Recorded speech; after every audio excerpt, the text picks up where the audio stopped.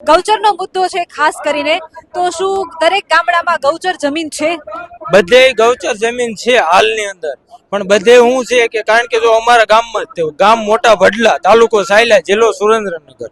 અમારા ગામની અંદર ભાજપના આપણે કિરીટસિંહ રાણા અમારા નેતા છે અને નાથી ડેલિકેટ છે વિનુભાઈ સરપંચ. હું 2 વર્ષથી લડું છું એક ધારો.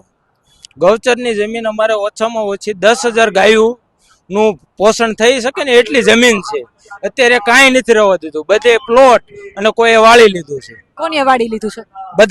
બધા આવી ગયા એમાં, અને બધાને વેચનારા અમારા ગામના ડેલિકેટ છે વિનુભાઈ સરપંચ પોતે.